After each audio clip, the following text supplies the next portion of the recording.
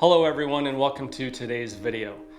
If you're new to the channel, welcome. My name is Chris, and here our goal is to be able to give you the information that you need to be able to have the best success with your dog that promotes the best relationship as well. So today we're going to be talking about the down command and 3 ways you can help your dog have a better down command, which is also going to allow you to be able to trust your dog a lot better in those moments when you need it.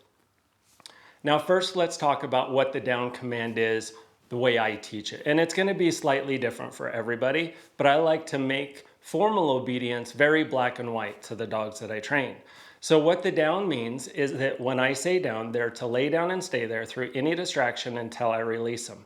It doesn't matter if somebody's coming through the front door, knocking on the door, down is down. If somebody was to come in right now, Chipper wouldn't get up.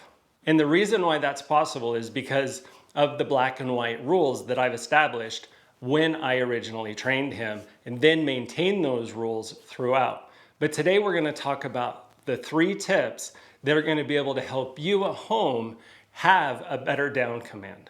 And before I get into them, if you don't have a release command for your down command, I would recommend that you do have one.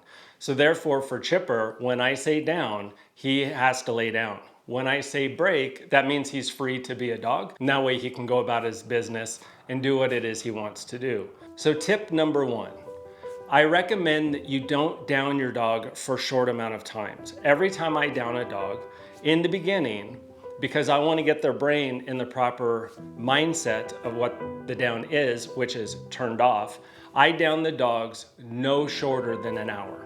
And the reason why is because if we down a dog for 5-10 minutes, their mind doesn't turn off like it will if you down a dog for a long period of time. The reason why I choose an hour is because somewhere in that hour, you're gonna have a dog that lays his head down and he's gonna totally mentally turn off and relax. And that's what we want.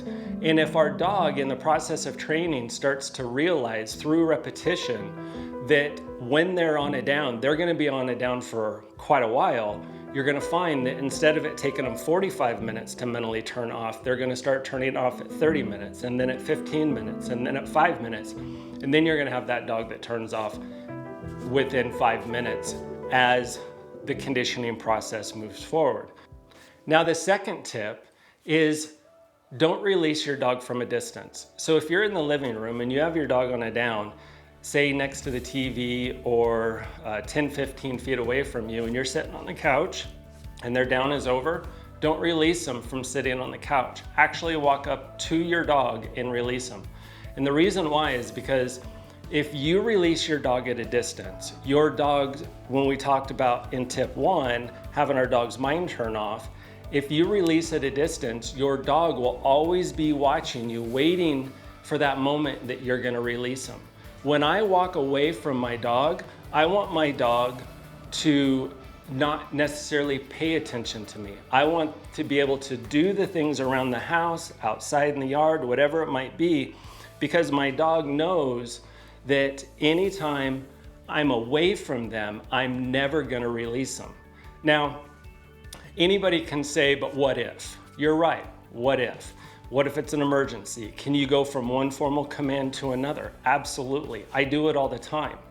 So, but when it comes down to the actual release and teaching the command down, it's important that you don't release your dog from a distance. So that way, when you do walk away from them, they will not pay attention to you when you're doing what it is you're doing around the house. Now, tip number 3, don't always release your dog the minute you walk up to him. So if I'm away from Chipper right now and I walk up to him, you can see how he perked up a little bit. He was like, hey, so far so good. They walked up to me, or Chris walked up to me, and now he might release me.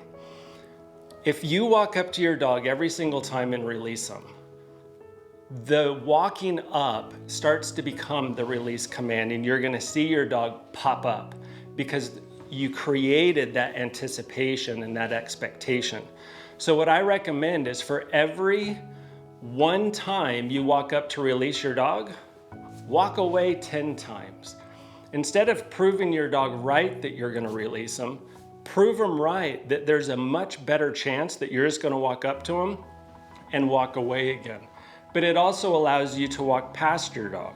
It allows you to be able to step over your dog, walk around him, do the things that you need to do because the dog isn't waiting for that release command.